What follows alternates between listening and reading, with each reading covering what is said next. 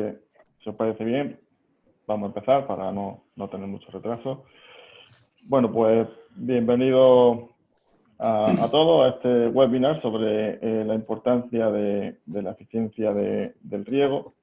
Bueno, lo que vamos a realizar en este webinar pues, es realizar una breve explicación de bueno, qué es la importancia de la eficiencia de riego en todo, en general en la agricultura, y eso enlazarlo luego también con otra... Una carretilla falta.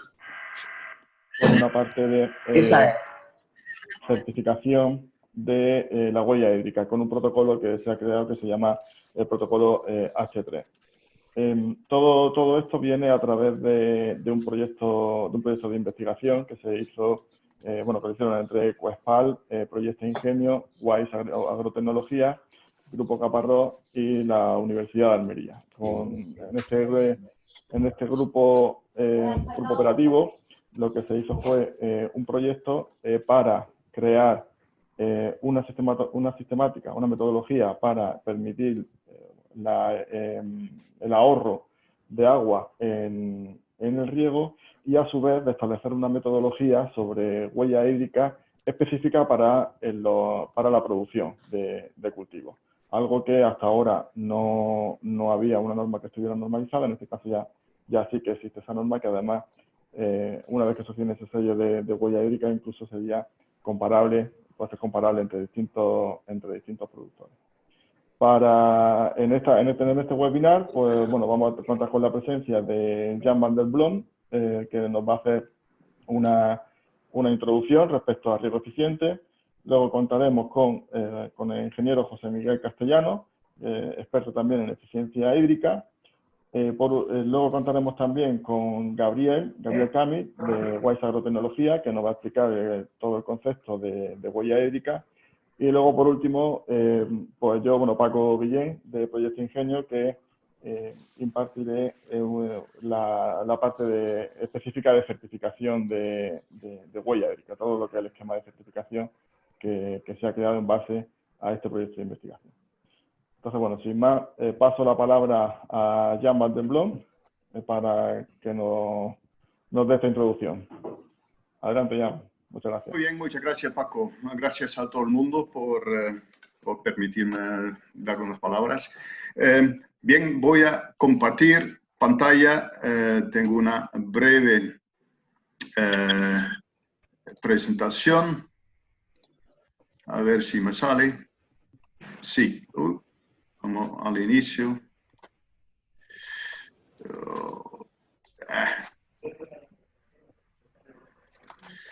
No me está funcionando como quisiera. Aquí. Sí. Va un poco lento, pero funciona. Muy bien.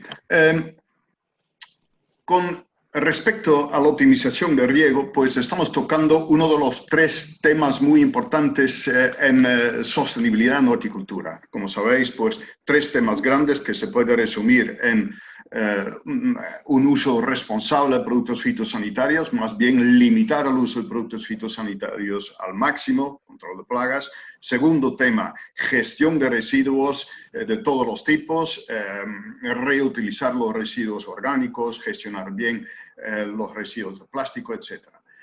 Pero la optimización de riego es un tema tremendamente importante. Tenemos que empezar a trabajar lo mejor posible para ahorrar agua, para utilizar los fertilizantes de una manera responsable, y este grupo operativo está buscando camino, o más bien divulgando conocimiento al respecto, ¿no? Con respecto al riego, nos estamos viendo con una situación, la gran mayoría de la gente trabaja en arenado, con riego por goteo, y hay algunas ideas generales. Entre los agricultores estamos notando que mucha gente ya considera que el riego es bastante eficiente. Más bien se ha publicado también que en nuestro sistema de enarenado estamos sacando más provecho de un metro cúbico de agua que en cualquier otro sistema. Entonces, hay mucha gente que no tiene una sensación de que eso tiene que mejorar. Luego hay algunos sentidos entre los agricultores que son básicos y quizás, bueno, le entendemos cuando los que tenemos un pequeño huerto, cuando estás frente a una planta, siempre piensas, bueno, mejor que sobra un poco de agua y mejor que sobra un poco de abono de lo que falta. Entonces vamos a darle bien de comer al cultivo. Cuanto más alimentan las plantas, pues mejor producirán. Bueno, sabemos que eso no es así. No es así. Sabemos que cuando la planta está regado con un buen balance hídrico, que el cultivo da muchas ventajas, que el cultivo va a ser más productivo y sabemos que en promedio, probablemente en las fincas podemos ahorrar el 30% de agua fácilmente con respecto a las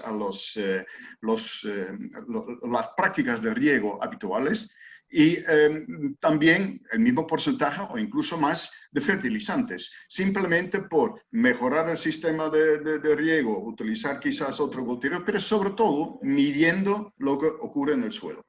Para medir, hasta hace poco, solamente tuvimos estos aparatos, los tensiómetros mecánicos, y son muy buenos para fijarte en ello y para llegar a optimizarlo, pero requiere una disciplina de parte del agricultor. Hay que ir a ver varias veces al día y hay que tener la disciplina para seguir haciéndolo durante todo el cultivo. Y poca gente lo hace. Hay muchísima gente que tiene instalados esos tensiómetros, pero muy poca gente tiene la disciplina de realmente mirar con suficiente frecuencia para ajustar su riego. Eso está cambiando. Tenemos que medir la necesidad de las plantas y ahora mismo hay sensores y aplicaciones digitales que nos permite ver a distancia cómo está la situación de humedad, la tensión en el entorno del sistema radicular de la planta. Se pueden meter otras variables y estas aplicaciones digitales ya permiten que a distancia en el teléfono móvil se puede ver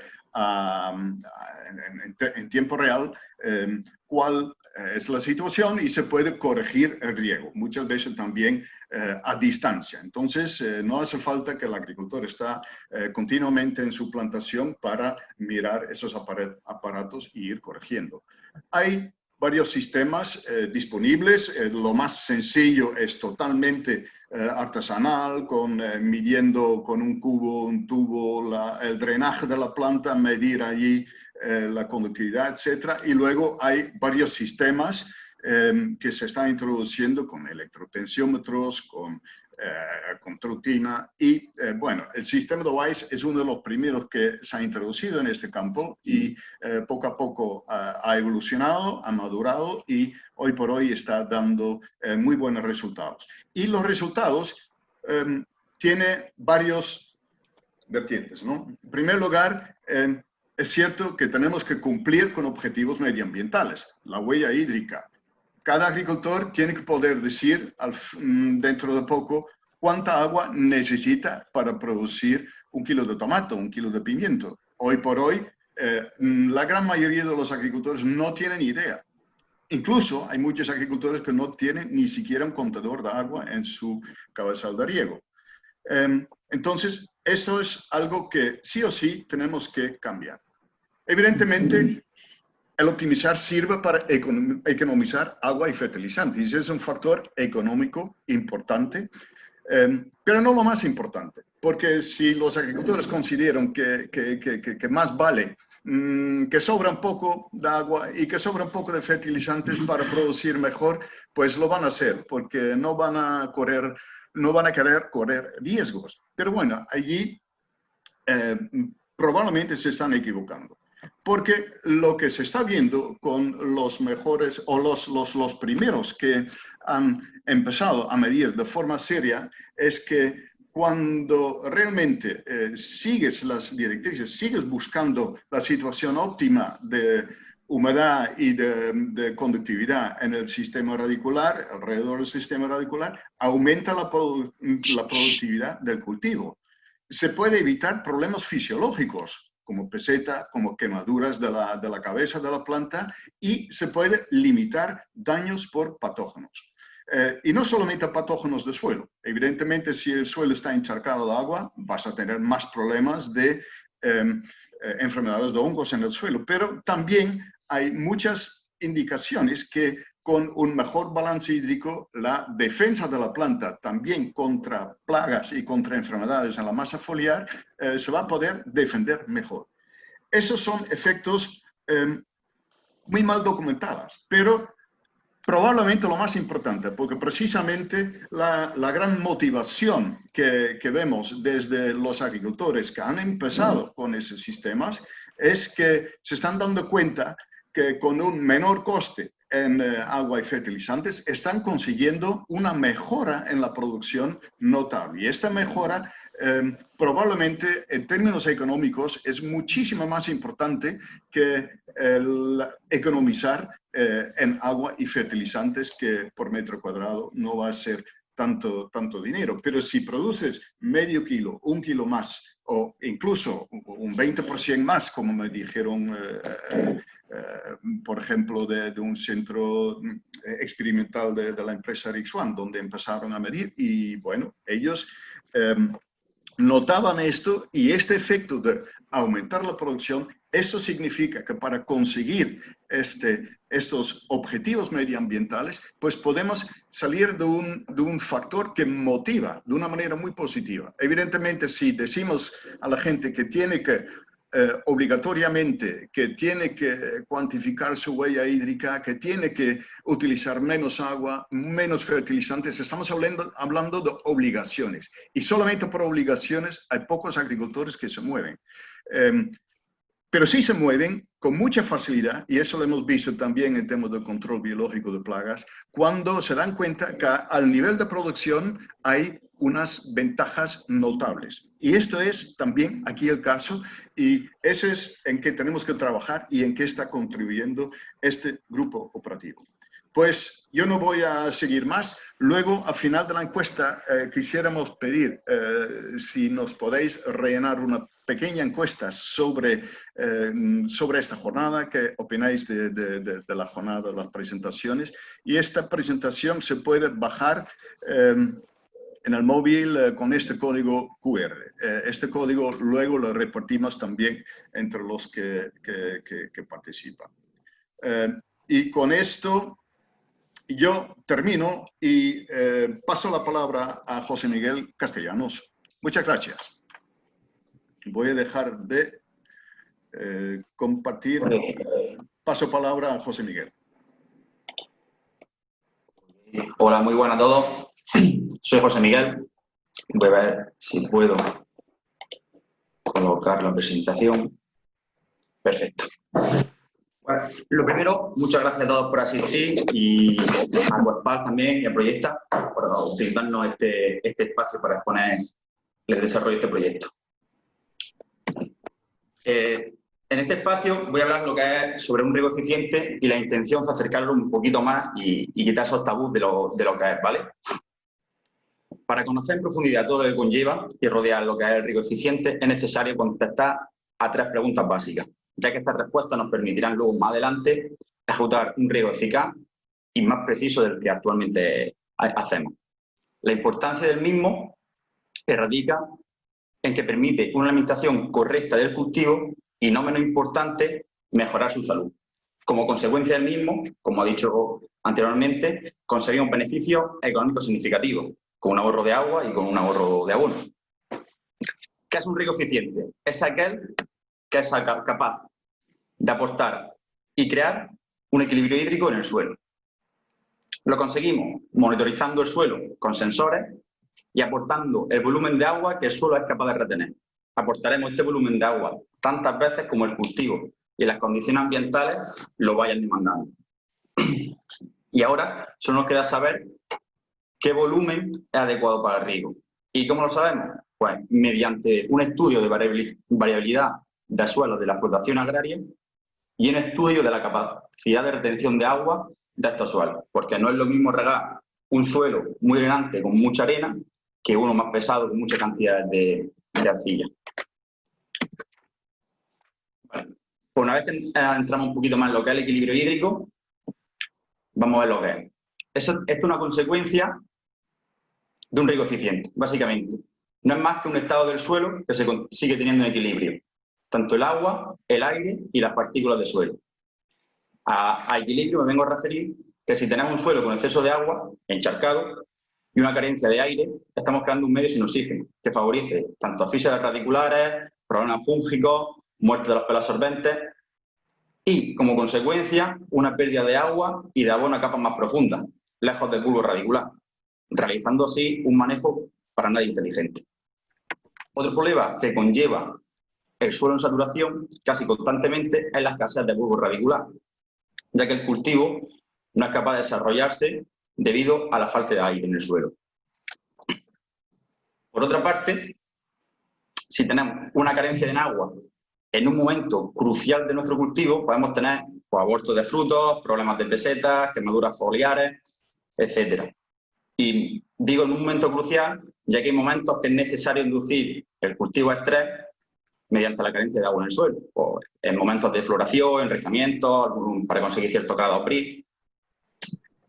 Si llegamos a ser capaces de no estar en estos dos extremos, estaremos más cerca de realizar un riego eficiente. ¿Vale? Pues, una vez que conocemos cómo queremos tener el estado del suelo, vamos a ver cómo lo conseguimos. Lo primero y fundamental es un riego uniforme. De nada nos vale hacer grandes inversiones en la última variedad de semillas, en los últimos tratamientos preventivos o en los sensores más avanzados del mercado si tenemos una red de riego ineficiente. Por eso debemos comprobar asiduamente pues, tiempos de carga de la red, correcto volumen de los emisores, drenajes, lo que es en definitiva cerciorarnos de tener una red de riego eficaz y que es capaz de distribuir el agua y los nutrientes de manera uniforme. Una vez que tengamos una red de riego uniforme, debemos parametrizar en la medida de lo posible los factores que afectan de forma directa a nuestro cultivo. Dado que el mercado pues, nos ofrece una amplia gama de sensores, tenemos que ver qué sensor se adapta mejor a nuestro cultivo. Porque no es lo mismo o no tiene la misma eficacia ciertos sensores en hortícolas como en cultivos leñosos. Tenemos que adaptar cuál es nuestro cultivo y ver qué sensor se adecua más para esto. Y una vez que tenemos monitorizados todos los factores que queremos controlar, es de crucial importancia ponerlo en contexto. 32% o 120 milibares. Sabemos si hay que regar, no hay que regar. Sabemos si estamos encharcados, tenemos exceso de agua, tenemos carencia de agua. Para ello, no debemos quedarnos en hacer un simple análisis de granulometría o físico del suelo. O si somos capaces de regar cuando nos digan, pues el suelo de tu finca tiene 40% de arena, 40% de limo y 20% de arcilla. Sé lo que tengo que regar al día siguiente o sé cómo tengo que regar hoy, solamente con esa información. Para poner estos sensores en contexto y para pasar de lo que sea un dato a información, es necesario realizar un estudio de retención de humedad del suelo. Ya que es lógico que si quiero saber cómo regar mi cultivo, debo conocer cómo interacciona el agua con el suelo de mi explotación agraria. No otros estudios porque no me dicen absolutamente nada. Vale. ¿Y cuál es el estudio que nosotros creemos más eficiente a la hora de darnos información para el riego? Es una curva de retención de humedad. En la zona de izquierda de la presentación vemos una CRH tipo. El eje de abscisa corresponde a los valores de tensión, a los milibares, y en el eje de ordenada tenemos la humedad volumétrica. Un rápido vistazo en el gráfico podemos ver cómo a menos humedad tenemos mayor tensión. Por encima de 150 milibares o por debajo de un 8% de humedad, el agua empieza a no estar disponible para el cultivo. El cultivo necesita realizar un gran esfuerzo para coger ese agua del suelo. Por debajo de 50 milibares o por encima de un 15% de humedad, tampoco está disponible, ya que estamos encharcados y estamos llevando agua a capas muy profundas, creando un medio de encharcamiento y echando un gran nivel de agua a capas profundas lejos del bulbo radicular. En valores de tensiones por debajo de 50 en esta curva de retención, creamos un medio donde todos los poros del suelo están ocupados por agua, provocando directamente hipoxia en el cultivo, lo que viene a ser un déficit de oxígeno para la respiración también de la planta. El único volumen de agua que es disponible es el que se encuentra en el suelo cuando está entre el 8 y el 15%. Entre el 8 y el 15%. O entre el 50 milibares y 150 milibares. Depende de lo que midamos. Es decir, este suelo es capaz solamente de retener un 7% de agua, de volumen de agua.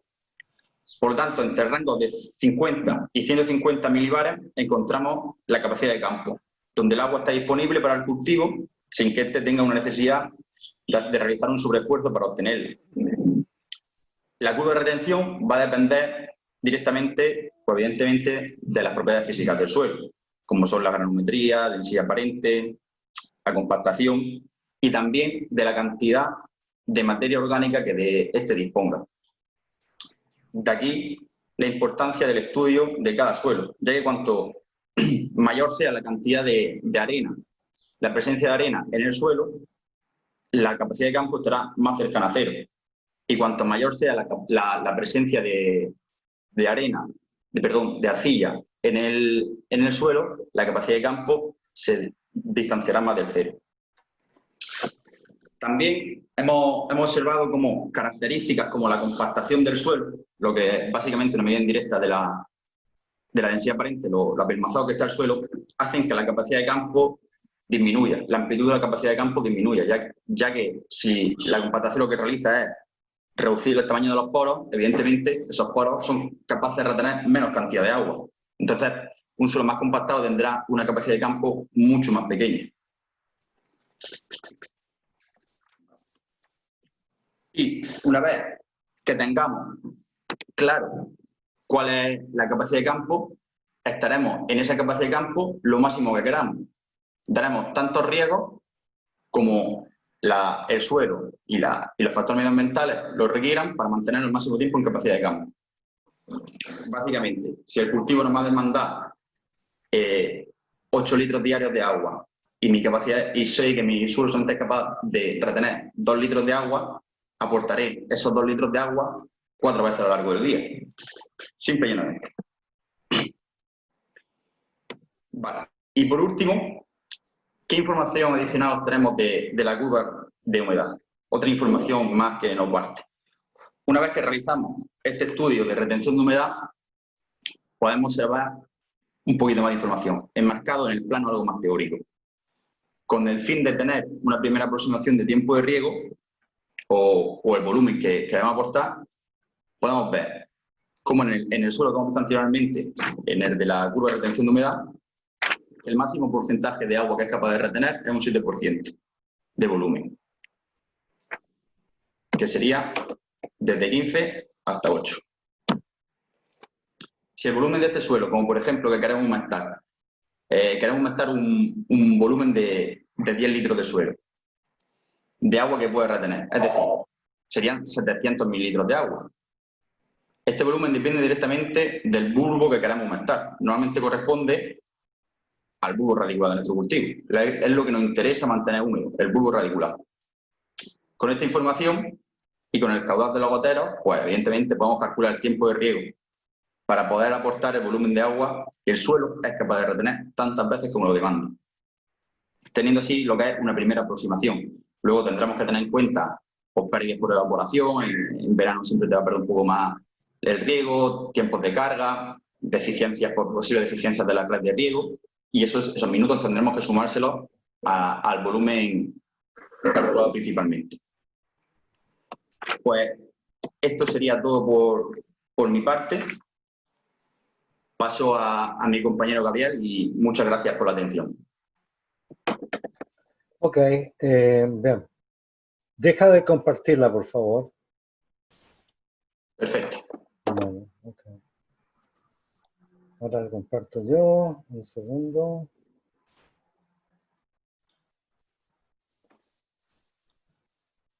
Bien. Ok. ¿Se ve la pantalla de la huella hídrica? Sí, sí se ve. Vale, ok. Perfecto. Bueno, buenos días a todos. Primero que nada, gracias a los participantes, gracias a Coexpal, a su gabinete de prensa que hizo una labor muy rápida y muy eficiente para este evento. Bien, yo voy a presentar, me voy a limitar a hablar de la huella hídrica y su implementación, y si me queda un poco de tiempo, vamos a hablar un poco de un tema muy interesante que es el ciclo del agua. Por empezar, la huella hídrica como tal se define como el volumen de agua que se consume para la producción de un producto, un servicio, el agua que se incorpora al servicio, al producto y que se evapora. Esta es la definición formal de la huella hídrica. Una pequeña referencia al uso de agua directo e indirecto, que es la huella hídrica. Por ejemplo, ¿sabían ustedes que para producir 1 kilo de carne de vacuno se utilizan 15.500 litros? Es curioso, pero es así, porque se necesita regar durante 3 años cultivos de grano para alimentar el vacuno. Bien, lo más importante ahora es ¿cuál es la importancia de la huella hídrica? La importancia radica en que nos proporciona un marco de referencia, o más bien una serie de reglas contables para hacer una contabilidad correcta del agua y así poder planificar, comparar entre diversos agricultores y presupuestar el uso del agua. En todos los ejemplos que voy a dar a continuación, voy a referir a la agricultura y especialmente a la agricultura bajo plástico para, digamos, explicar con más detalle la huella hídrica. La huella prácticamente hídrica es parte de la familia de las huellas, que empieza con la huella ecológica, que mide el espacio bioproductivo que se utiliza en términos de hectáreas, la huella de carbono, que mide el volumen de emisión de dióxido de carbono, y por último la huella hídrica, que mide el uso de agua en términos de metros cúbicos año, unidad de producción. Bien. La huella hídrica se compone de 3 partes prácticamente, que son la huella azul, la verde y la gris. La huella azul incluye el agua de fuentes superficiales o subterráneas que se utilizan en el proceso de producción, de cultivo, o que se evapora o incorpora al producto. Esto lo vamos a ver con más detalle en un informe de la huella, que lo voy a mostrar más adelante. La huella verde prácticamente es lo mismo, pero dice que la fuente es de agua de lluvia. Aquí tenemos que utilizar parámetros más específicos del entorno para poder ser más precisos, como por ejemplo, tenemos que saber cuál es la capacidad de retención del suelo que puede retener esa agua de lluvia para que pueda ser utilizada por el cultivo o prácticamente que se evapore. Porque al final del día la capacidad de almacenamiento del suelo está muy limitada. La tercera huella que vamos a hacer referencia a ella, cuantitativamente también, es la huella gris, que representa el volumen de agua limpia necesario para diluir los vertidos contaminantes. Por ejemplo, nosotros fertirregamos agregando abonos y fertilizantes al agua del riego con una determinada concentración. Ahora bien, si esta sobrepasa los límites permitidos, entonces tenemos que agregar agua limpia, entre paréntesis, lavados, para devolver la concentración de los vertidos a la concentración permitida. Para eso necesitamos más parámetros específicos que veremos a continuación. En esta diapositiva vemos una parte de un informe de la huella hídrica.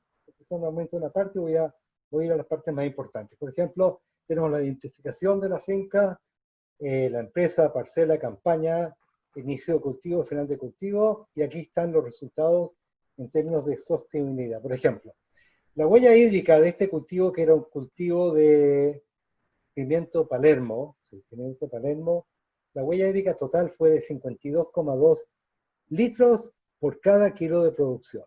Ahora, esta huella se compone de dos componentes. Primero, la huella hídrica azul, que fue compuesta prácticamente por el volumen total de agua que se implantó en la nave del cultivo, entró en la finca, y, bueno, lo que se aplicó al cultivo, más lo que se evaporó del embalse, menos la fracción de drenaje que supuestamente volvió al acuífero. Digo supuestamente porque realmente no es lo que sucede. La huella verde acá no es relevante, ya que estamos hablando de un cultivo cubierto, bajo cobertura. Lo único que es relevante respecto a esto aquí es la curva de retención, perdón, la curva de retención de humedad de este suelo, que nos permite prácticamente estimar correctamente qué porción del agua que se metió en el suelo fue capaz de retener. Por último tenemos la huella hídrica gris, que en este caso nos dice que se necesitan 3,6 litros de agua limpia para diluir los vertidos que se agregaron al agua de riego, ya que al parecer la concentración del abonado superó el rango permitido según las normativas. En este caso, el nitrógeno, utilizamos la normativa de EPA, que es la Agencia de Protección Medioambiental Americana, que permite 10 miligramos de nitrógeno por litro. En resumen, aquí necesitamos teóricamente 3,6 litros por cada kilo de producción para devolver la concentración de los vertidos a la concentración permitida. Ahora bien, cuando hablamos de huellas gris, nos referimos a la fracción que drena, porque eso es lo que nos interesa. Es decir, si estamos regando con abono, agua y abono, y parte de esa agua drena, tenemos que saber cuál es la fracción que drena. Para eso hacemos uso, hacemos uso de la información que disponemos. En este caso, el control del riego en esta finca se hace mediante 2 tensiómetros en 2 profundidades. Entonces, nosotros en esta gráfica que pueden ver acá, medimos durante todo el periodo del cultivo la tensión del suelo en la profundidad de 30 centímetros. Y podemos ver, la línea roja representa la tensión mínima que me permite estar en capacidad de campo. Y todas las mediciones que están por debajo de esta línea significa drenaje. Entonces la proporción del drenaje en este caso tendría a ser el 7,5%. En la eficiencia del uso del agua podemos ver lo siguiente. La producción fue de 89.000 kilos, agua de riego aportada fueron 4.290 litros. Ahora, si comparo yo este cultivo con la misma fecha de plantación, según la recomendación de las palmerillas, tenemos ahí una disminución de casi un 30%. La capacidad de retención de suelo, que no la utilizamos en este caso, es del 8%. Aquí no tenemos coeficiente de uniformidad porque no hicimos la prueba. La eficiencia de aplicación de agua es la fracción que no drena, ¿sí? 92,8%. Y por último, la eficiencia del uso del agua, es decir, cuántos kilos sacamos por metro cúbico, es de 20,8. Esto está directamente relacionado con la huella hídrica, que es prácticamente uno dividido por el otro. Esto refleja parte de un informe de la huella hídrica. Anteriormente, Jan hizo referencia a Rick Swan, que tiene una experiencia muy amplia. Y aquí comparto con ustedes una diapositiva que me envió Javier García Rigol, agrónomo de Rick Swan. Ellos en Rick Swan utilizan en la SED el control mediante WISE, y lo más importante son los resultados que han conseguido, porque prácticamente la importancia de este control radica, como se dijo anteriormente, en la mejora de la calidad del cultivo y de la producción. Como consecuencia, se puede disminuir enormemente el consumo de agua y de abono. Yo les puedo decir que tenemos mucha experiencia en Almería con más de 2.500 naves controladas, y estamos hablando realmente de más o menos un 30% de disminución, que es muy significativo, y les puedo decir también que en Almería saben regar bien, relativamente, y se utilizan sistemas de riego eficientes, con goteros, con sistemas de goteo, pero aún así el margen de mejora es muy grande.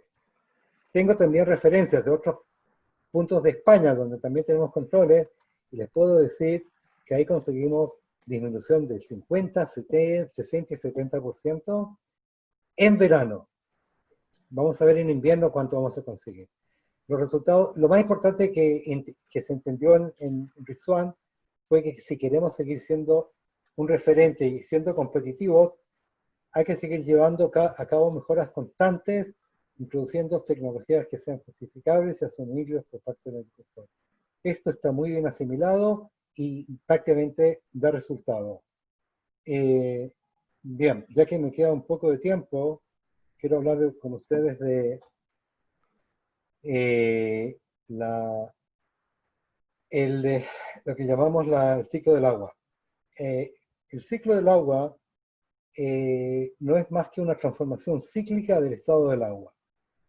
Y prácticamente el agua de los ríos, de los lagos, del mar, se evapora, se condensa creando nubes, y cuando bajan las temperaturas se generan las precipitaciones. Estas vuelven a caer sobre la tierra, rellenan los embalses, los acuíferos, y se escurren al mar, y así sucesivamente. Por lo tanto, aquí tenemos tres conclusiones. La primera, que dado que el planeta tiene un tamaño fijo, solamente la población incrementa, la oferta anual del agua es más o menos fija. Y es muy probable también que al día de hoy estamos bebiendo agua que bebieron anteriormente nuestros antepasados. Piensen en eso. Por último, como podemos ver, la FAO estima un incremento de casi un 55% de demanda de agua por el crecimiento de la población hasta 2050. El ciclo del agua es fijo, además la oferta anual es fija. Ahora, las fuentes de ahorro, las fuentes adicionales para cubrir este superávit de demanda, vienen prácticamente de tres partes. La primera, la agricultura, que tenemos que recordar que utiliza promedio el 70% de la oferta de agua dulce anual.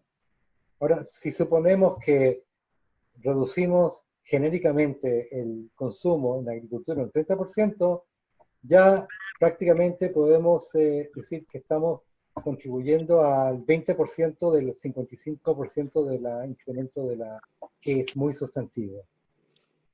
Otra parte que podría venir también de las desalinizadoras, a pesar de que tienen un alto coste medioambiental y energético, pero si no nos queda otra es lo que tendríamos que hacer. Y por último, dado que sabemos muy bien que en España que tenemos más o menos 650 milímetros de precipitaciones al año, esas precipitaciones se distribuyen de una manera muy poco uniforme, habiendo zonas con más de 1.000 milímetros y otras con inclusive menos de 200, como por ejemplo Almería. En otras palabras, aquí en España llueve mal y se reparte peor. Entonces, la tercera fuente con menos y la menos deseable por el alto coste capital serían los trasvases de agua de zonas a zonas. Ahora, hay que tomar en cuenta una cosa muy interesante. Fíjense bien. Almería, que tiene menos de 200 milímetros anuales de precipitaciones, exporta más de 100 hectómetros cúbicos al año a países del norte donde no tiene falta de agua prácticamente. Y esta situación realmente no es sostenible a la larga. Por lo tanto, la necesidad de buscar medios de disminuir el consumo innecesario de agua es vital y es importante. Y esto va a llegar más pronto o más lejano, pero va a llegar, y va a llegar de repente y a palos cuando nos pongan limitaciones. Por ejemplo, la Unión Europea está analizando, el Tribunal de la Unión Europea está analizando la sostenibilidad hídrica de los cultivos de Almería. Por lo tanto, todo lo que hablaron todos los anteriores, Josemi y especialmente Jan, va a ser una necesidad dentro de muy poco. Yo con esto termino mi presentación y pasamos a mi compañero Francisco Guillén, que va a hablar prácticamente va a ser la integración de lo que es, empezando por la eficiencia del riego, cómo se cuantifica mediante la huella hídrica y cómo se certifica mediante la H3. Y Francisco, por favor, yo salgo de esta presentación. Muchas gracias, Gabriel. Comparto pantalla. Déjame salir de esto un segundo. Stop share. Ok.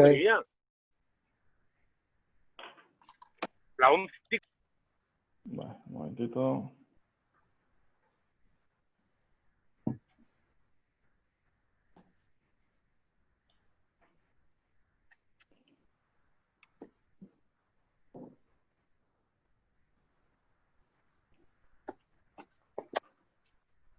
Bien, ¿veis correctamente la pantalla?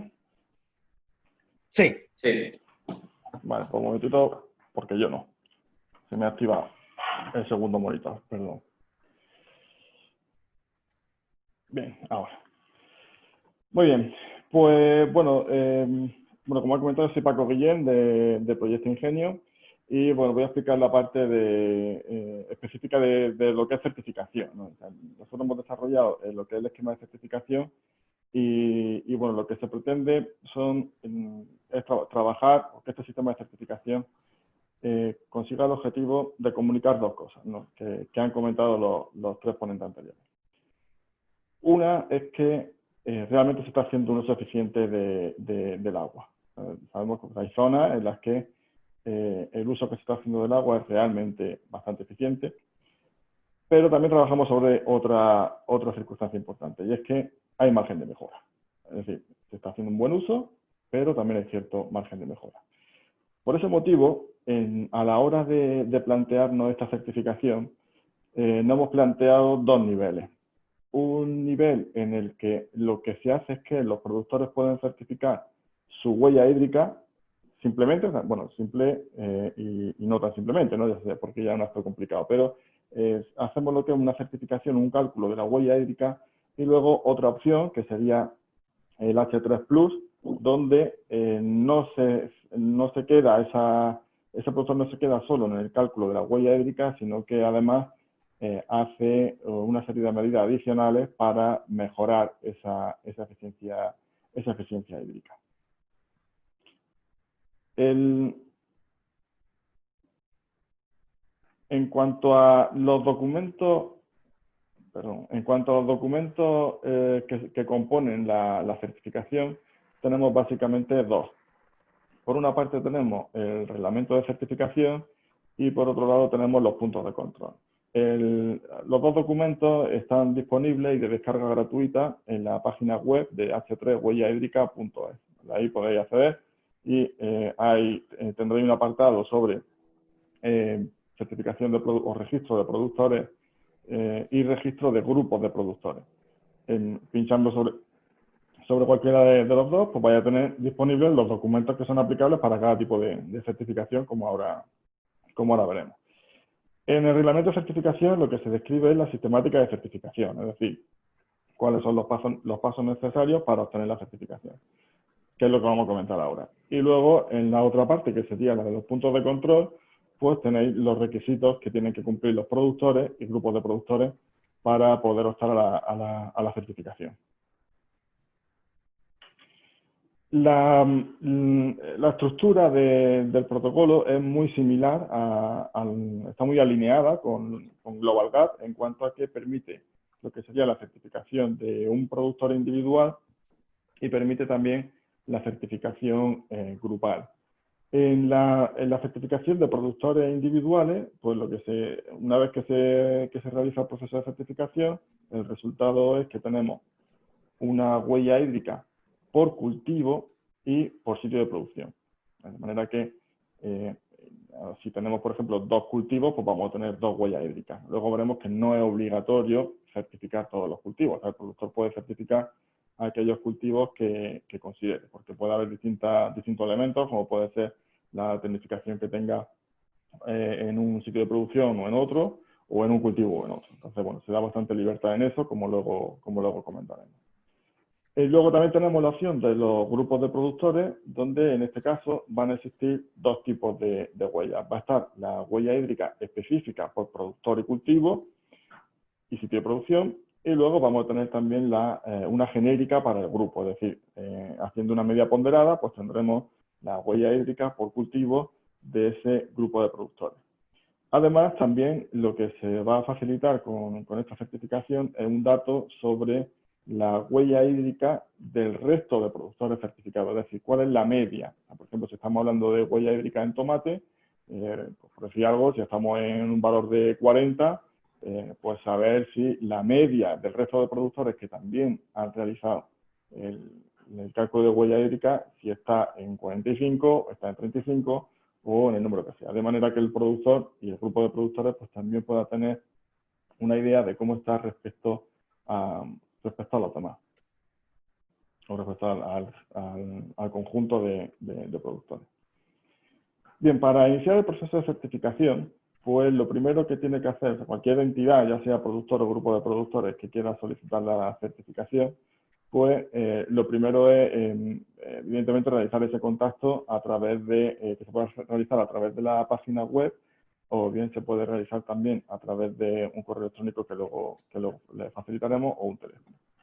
Esa solicitud de inicio del proceso de registro contiene una serie de datos que ahora comentaremos, que se solicitan a los productores.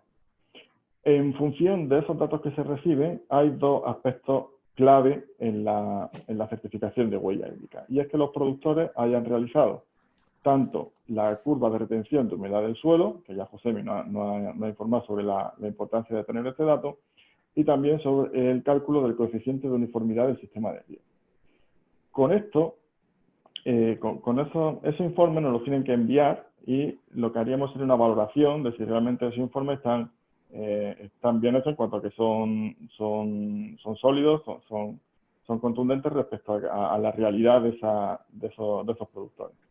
En el caso de que no los tenga, pues bueno, tendría que bien encargarse de hacerlo, o bien también desde H3 podríamos realizar ese trabajo. Pero bueno, en cualquier caso sería decisión del productor con quién lo hace. Lo que sí que es verdad es que luego pasaría por una revisión para garantizar que esos cálculos realmente, esos informes realmente están bien hechos.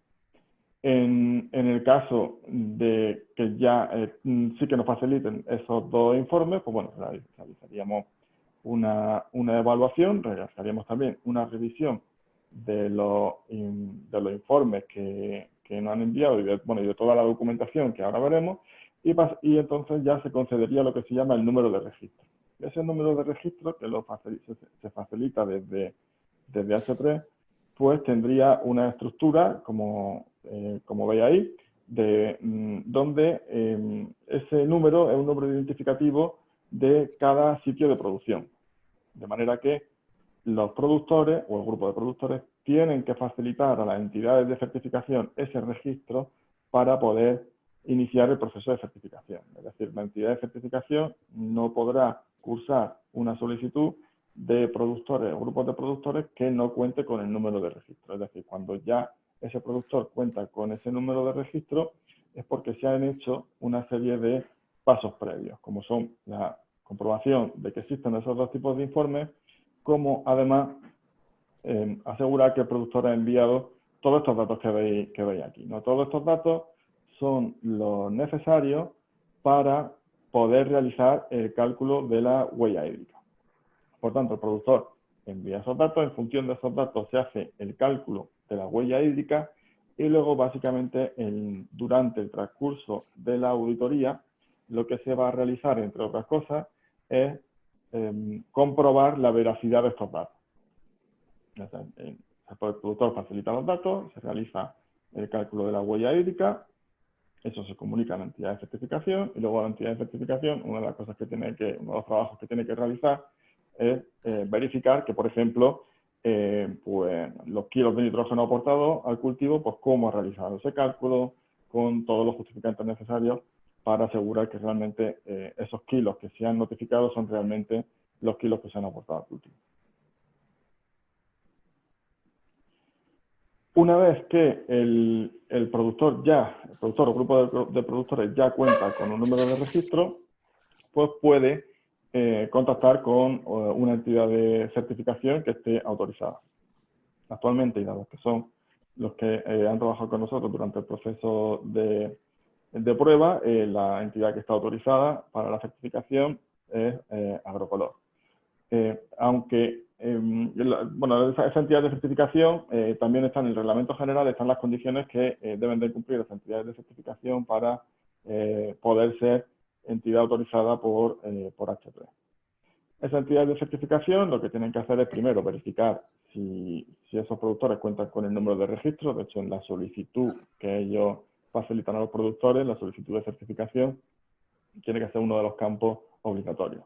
Y ya que entraría, bueno, como dentro de cualquier proceso de certificación, en cuanto a que en función del alcance, ya sea un productor, un grupo de productores, o de cuántos productores, cuántos sitios de producción, cuántos cultivos quiera incluir ese productor o ese grupo de productores, pues esa entidad de certificación realizará un presupuesto y, bueno, pues en caso de que se afecte ese presupuesto, pues se hará la auditoría inicial. Si cumple los mínimos, se concede la certificación. Si no, pues bueno, se establece un plazo de 60 días para que los productores puedan resolver esos incumplimientos que hacen que no llegue a los mínimos de certificación. Y luego ya, en el caso de que cumpla esos mínimos, pues se emite el certificado según el nivel, que, como he comentado, sería el nivel de H3, donde lo que se hace es el cálculo de la huella hídrica más una serie de requisitos de tipo legal, o bien H3, donde ya incluiría algunos requisitos más, sobre todo pues, de lo que es la metodología para la eficiencia del riego. Para certificar en H3 no se exige una certificación previa, o sea, no hay que estar previamente certificado por Global Gap o por producción integrada, no se exige nada de eso. No es necesario tampoco certificar todos los sitios de producción. El productor podría certificar solo un sitio porque considere que es el más eficiente o simplemente porque sea el cultivo que más le interesa a nivel comercial. Tampoco es necesario certificar un sitio de producción completo. O sea, yo puedo certificar solo una parte. Eso sí, si tiene un cultivo, evidentemente sí que todo ese cultivo, ¿no? Pero bueno, en caso de que dentro de un mismo sitio hubiera dos cultivos, pues no sería necesario. Y en cuanto a centros de manipulación, pues, bueno, simplemente se entra en valoración de trazabilidad, sobre todo, bueno, en el caso de que se haga uso de la marca, pues, bueno, pues ver que no se está vendiendo producto no certificado como realmente certificado. Al final, lo que van a tener tanto productores como grupos de productores es un certificado, disculpad que se ve un poco pequeñito, pero bueno, ese sería el modelo de certificado que también podéis ver en el reglamento de certificación, donde bueno, aparecen unos datos genéricos y luego, si os fijáis, pues veis que aparecerá que la huella hídrica calculada para el periodo concreto, el periodo de cálculo, pues se realiza tanto por cultivo y luego en el caso de que sea por grupos de productores, pues aparecerá un anexo donde aparecerá tanto el nombre del, quiénes son los productores que están dentro de la evaluación y cuál ha sido su huella hídrica. O sea, como he comentado al principio, tendríamos la huella hídrica genérica del grupo de productores, que este sería el caso, y luego la huella específica de cada uno de los productores, diferenciando por cultivo. En cuanto a los tipos de requisitos, bueno, pues se han establecido en 3 niveles, en críticos, en mayores y menores. Para la certificación de H3, que como he comentado sería básicamente el cálculo de la huella, tendríamos se exige que cumpla con el 100% de los requisitos críticos. O sea, no se exigen ni que cumplan ningún porcentaje de mayores y de menores, que serían no aplicables. Los requisitos críticos, ¿cuáles son? Bueno, pues básicamente el tema de cálculo de la curva de retención de humedad del suelo, el coeficiente de uniformidad y legalidad del agua. ¿Vale? Esos son los requisitos críticos. Y luego, si ya ese productor o ese grupo de productores quiere optar a la certificación H3+, pues entonces los criterios serían el 100% de críticos, el 100% también de los requisitos mayores y el 70% de los menores. Esos requisitos ya van enfocados, tanto esos requisitos mayores y menores, van enfocados más hacia qué tipo de instrumentación se tiene para obtener datos, cuáles son los procesos de toma de decisión, temas de mantenimiento de equipos, en fin, va un poquito más allá respecto a lo que sería solo el cálculo. Pero, como digo, los productores eligen si certifican un tipo de un nivel u otro nivel. Y, bueno, siempre recalco mucho que la entidad de certificación va a ser quien tiene que encargar de evaluar la veracidad de los datos que los productores han aportado a H3. También es muy parecido a Global Gap en cuanto a lo que es los ciclos de certificación, donde, bueno, pues tendríamos, en el caso de, le hemos llamado por similitud también con Global Gap, opciones 1 y opciones 2, entendiendo que las opciones 1 son productores individuales y las opciones 2 son grupos de productores. Donde en opciones 1 pues se inspeccionarían todos los sitios y en las opciones 2 o opción 1 multisite con sistema de gestión, bueno, perdón, no sería con sistema de gestión de calidad, donde se inspeccionaría la raíz cuadrada. O sea, de manera que lo que se realiza, o sea, lo que sí que en el caso de opciones 2, los grupos de productores tienen que enviar a H3 los datos de todos los productores, puesto que a partir de ahí, a partir de esos datos es de donde se calcula la huella hídrica, pero luego a la hora de la auditoría externa se inspeccionará la raíz cuadrada, de manera que si se observa la veracidad de los datos en todos esos productores, pues bueno, pues se entiende que en el resto también existiría. Bueno, también se podría aumentar una vez que ya ha certificado una serie de productores o de sitios de producción, bueno, se podría también actualizar ese listado de productores o de sitios, ampliándolo, reduciéndolo, pero en ese caso, pues aparte de enviar todos los datos, pues también se hará o sea, se recalcula todo, ¿no? Porque puede cambiar, bueno, esto lo normal es que cambie, esos datos de huella hídrica, ya que estamos trabajando con medidas ponderadas, pues seguramente se producirá una modificación. Y bueno, para terminar, como conclusión, la certificación de H3, bueno, lo que establece es una metodología para optimizar el riego, es decir, ofrece por un lado el que puedas tener datos de huella hídrica, pero a su vez, si vamos a una certificación H3+, lo que nos permite es una metodología para optimizar el riego. O sea, por lo menos tener esos datos y establecer una metodología. A su vez nos facilita la información de litros de agua consumida por kilo de producto, que sería lo que es la huella hídrica. En el caso del grupo de productores, esa huella hídrica estaría por productor, pero también habría una media ponderada que sería la del grupo de productores. Y por último, también, como le he comentado, se ofrece la huella hídrica media de todos los productores certificados para ese mismo cultivo, de forma que el productor pueda ver en qué grado está, ¿no? O sea, para poder saber si, bueno, si ese 45 que hemos comentado antes, pues si es mucho o es poco. tenéis más información, bueno, tenéis todo lo que son el reglamento de certificación, tenéis los puntos de control, tenéis los formularios de solicitud de registro, tanto de productores individuales como de grupos de productores, en la página web, en h3huellahídrica.es, y cualquier duda o consulta que tengáis, pues también la podéis enviar a registro@h3huellahídrica.es. Por mi parte, nada más. Si tuvierais cualquier duda de cualquiera de las ponencias que hemos realizado, pues las podéis realizar a través del chat o bien directamente pues con el micrófono, desactiváis silencio y podéis formular la pregunta. Muchas gracias a todos.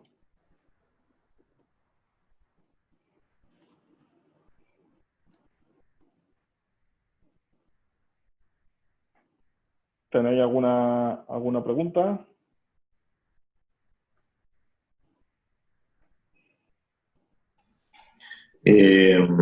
Buenos días, Paco.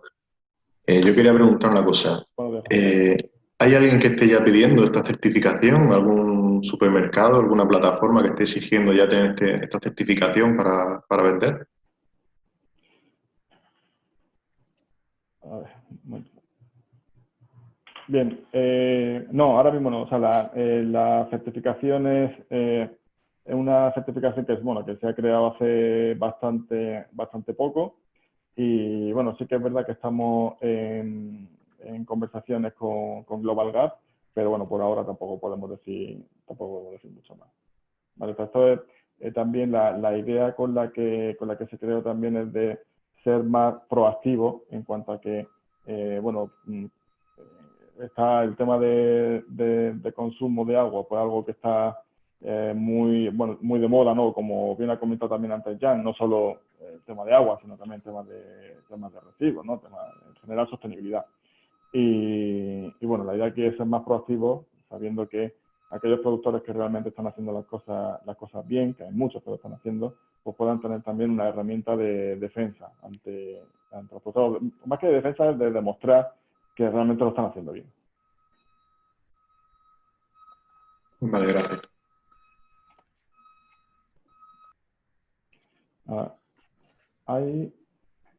Al parecer hay una pregunta por el chat, pero no sé muy bien por qué no puedo verlo.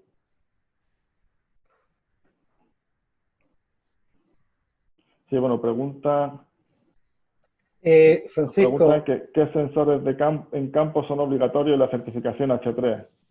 Que ahí, Gabriel, quizás tú puedas contestar. Josemi, bueno, Josemi, sí. bueno, está bien, yo contesto. Una pequeña referencia a la pregunta anterior. Ya hay agricultores que estamos ejecutando el proceso de la huella hídrica con su certificación y su sello de calidad.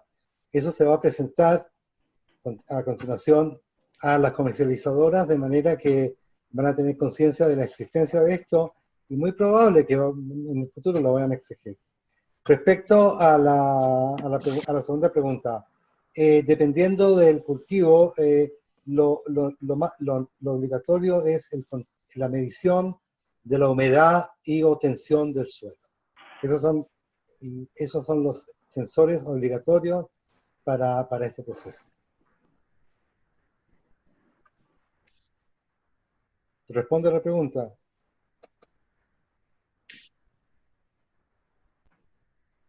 Sí, pone que sí, en el chat. Muy bien. Y que gracias. ¿Había alguien más que iba a preguntar?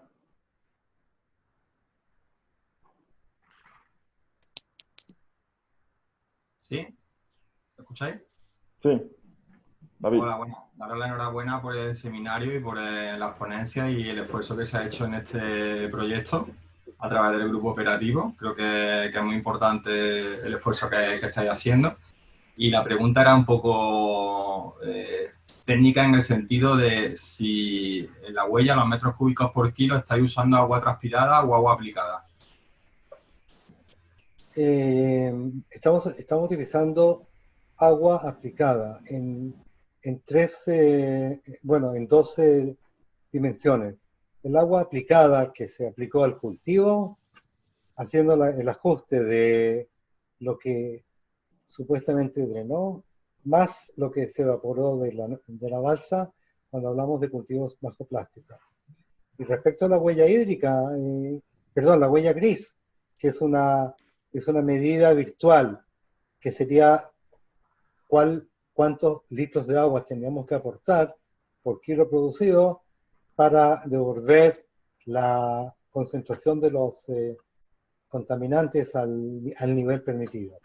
Esas son las dos dimensiones que utilizamos en el cultivo bajo plástico.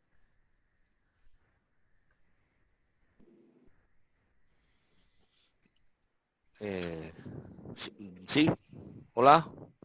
Goyo. ¿Se me oye? Hola, soy Goyo. Enhorabuena también por las charlas. Oye, otra cosa, a nivel del cálculo, ¿habéis calculado también el tema de la solarización? Los litros que se gasta en solarización, porque ahí se gasta, la gente mete, como se suele decir, una auténtica espanzada de agua. Bueno, muy buena pregunta. Primero que nada, quiero aprovechar la presencia de Goyo para decirles que WISE empezó a utilizar el concepto de la curva de retención de humedad por iniciativa de Goyo hace muchos años, y se le agradece. La respuesta, Goyo, es negativa. Nosotros contabilizamos el agua a partir de la plantación. Y tu comentario es muy... Creo que habría lugar de cambiar el periodo de contabilizarlo, porque es parte de la preparación. Claro. No, y además no creo yo que sea necesario meter 2 balsas de agua para solarizar, ¿no? La gente No, realmente... no. Entonces ahí podría ser interesante meter un punto más de control, ¿no? Sería adelantar el periodo de medición, simplemente.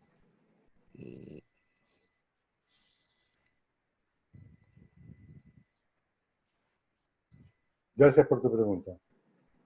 A ti. Muy bien, ¿alguna pregunta más?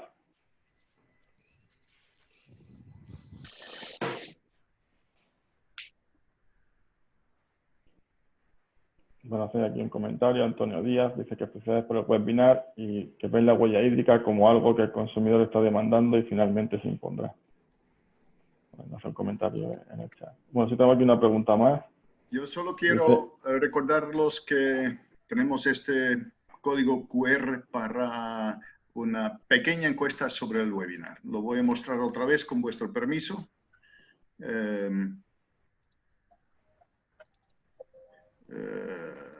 A ver, aquí. Así. Entonces,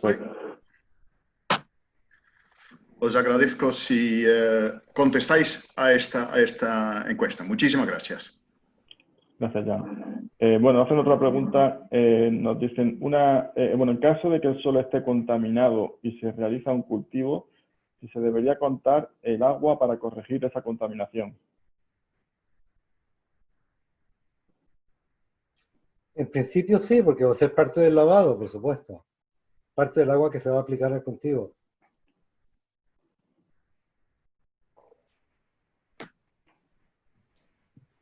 Porque la huella azul contabiliza todo el volumen de agua que se aplica al cultivo, diferentemente para su objetivo. Puede ser el objetivo de lavado, puede ser el objetivo de que el tensiómetro requiere un riego y al final se contabiliza todo eso, por supuesto. Muy bien, estupendo.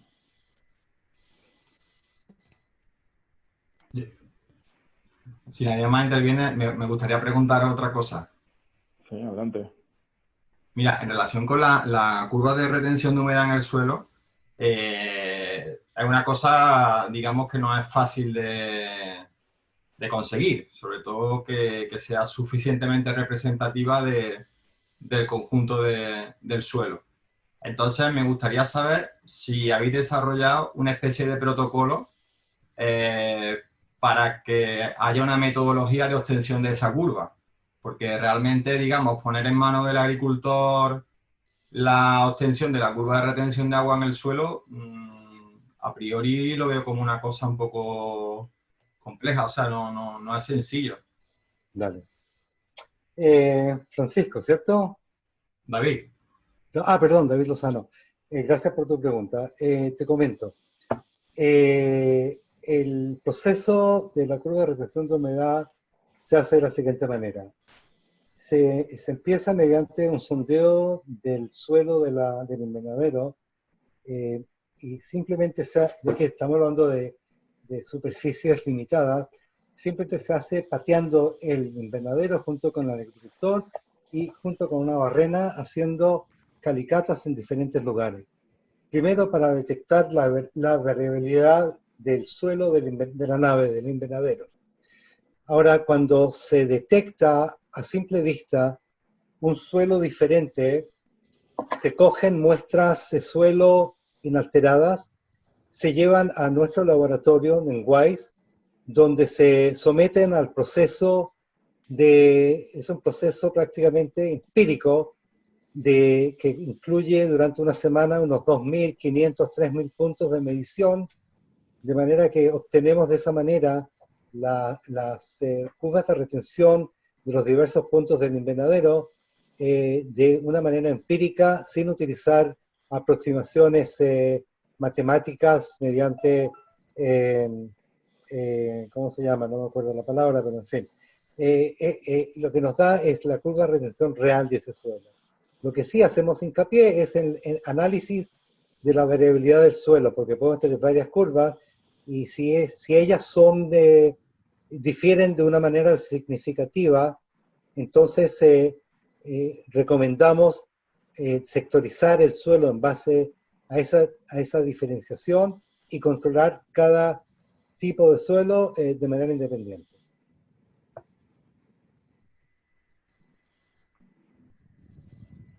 Me hacen también otra pregunta en el chat. Si tenemos previsto realizar formación exigida por H3 para poder cualificar a la otra entidad de certificación. Sí, o sea, eso, pues, cualquier entidad de certificación que quiera obtener reconocimiento, simplemente que se ponga en contacto con nosotros y podemos planificar esa formación sin ningún problema.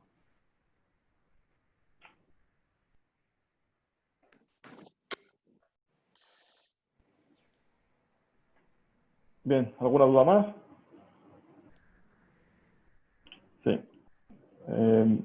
Sí, también preguntan que si surgen en el mercado nuevos sensores, ¿cómo se integran en la certificación?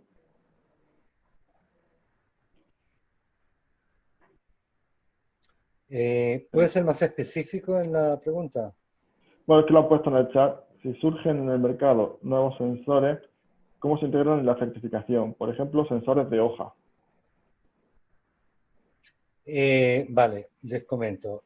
La certificación H3 que Francisco hizo referencia, prácticamente lo que hace en la definición de los requisitos es utilizar el mínimo número de condiciones que más contribuyan al riego eficiente.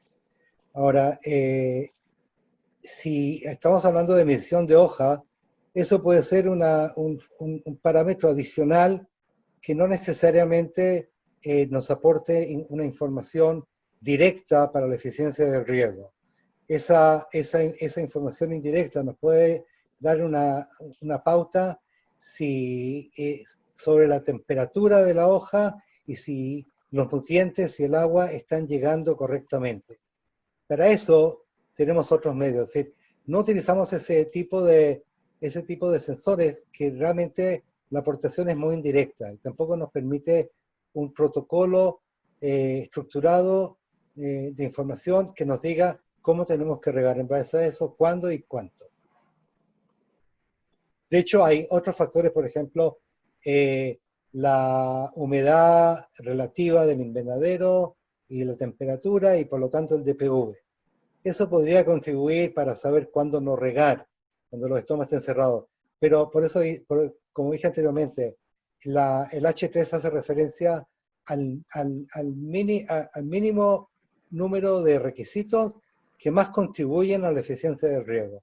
Y eso es lo que es la medición en continuo de la humedad del riego, ya sea mediante tensión o humedad volumétrica, y el marco de referencia que nos lo da la curva de retención de humedad, que nos dice prácticamente en qué rangos de tensión y o humedad tiene que estar el cultivo para que el riego sea eficiente.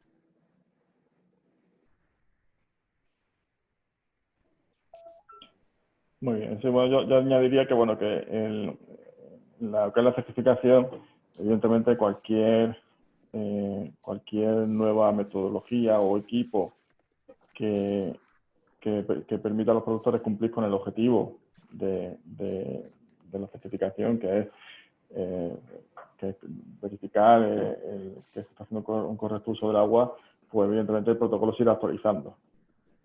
También, bueno, esa labor nuestra de estar siempre pendiente a cualquier novedad que pueda surgir para ver si es interesante incorporarla. Eso por supuesto, eso por supuesto.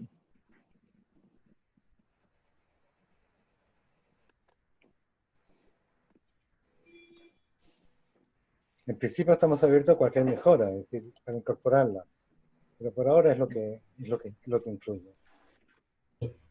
Yo voy a aprovechar, perdonar mi curiosidad, pero como me dedico al tema de la investigación en el regadío y he estado también trabajando en estos temas, por eso voy a insistir especialmente en agradeceros el esfuerzo que habéis hecho por normalizar esta situación de la huella de agua, pero siento mucha curiosidad porque se me han planteado también cosas parecidas. Entonces, por ejemplo, en el caso de para calcular la huella gris, vosotros asumís que la planta, o sea, digamos, hay una entrada de nutrientes y en esa entrada de nutrientes hay unos kilos de nitrógeno. A la hora de decir tantos kilos salen por el agua de drenaje, ¿de qué forma obtenéis esos cálculos? O sea, ¿cómo podéis pasar de nitrógeno que entra a nitrógeno que sale para calcular la huella gris? Vale, por empezar, la definición formal de la Water Footprint Network, de la huella gris, habla de la capacidad de asimilación por parte de la cuenca en cuestión. Lo que nosotros hacemos es, nosotros prácticamente hicimos una adaptación de la metodología del cálculo con el objetivo de que sea más específica para la agricultura y sea factible para comparar entre agricultores.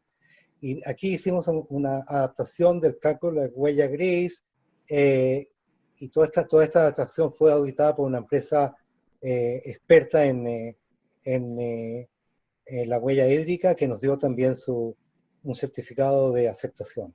Bien, el cálculo que nosotros hacemos prácticamente, calculamos la concentración de los nutrientes, en este caso nitrógeno y fósforo, en el riego.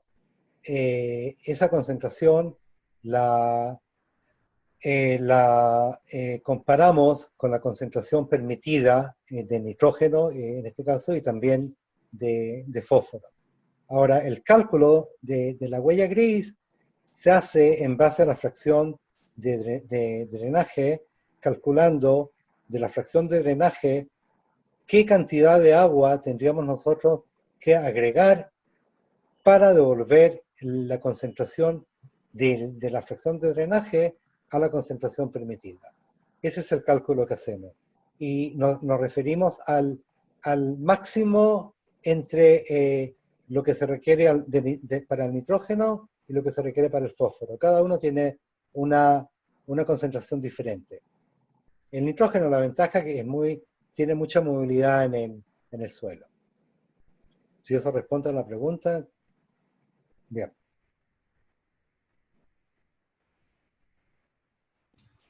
Bueno, en cualquier caso, para no monopolizar más y tal, simplemente quería saber si teníais publicaciones en relación con esta nueva metodología y demás, si se puede acceder a ese tipo de documentos, simplemente, por curiosidad. Sí, oye, puedes dirigirte a nosotros y te damos toda la documentación que quieras ver. Esto es transparente completamente.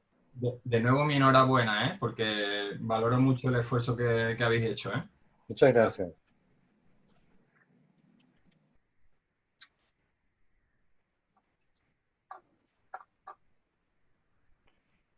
Muy bien. Pues en el chat no hay más preguntas Y gracias a todos, por supuesto. así que pues nada, pues hoy agradeceros a todos vuestra presencia. Y por favor rellenar la encuesta que ha puesto Jan con el código QR. Y nada, cualquier cosa que necesitéis o ampliación de información, pues bueno, ya os dejamos a través de la página web de h3huellahídrica.es o a través del correo electrónico de registro@h3huellahídrica.es, pues podéis contactar con nosotros. Pues nada, muchas gracias a todos por vuestra asistencia y nada más. Gracias. Ok. Muchas gracias. Hasta luego. Hasta luego.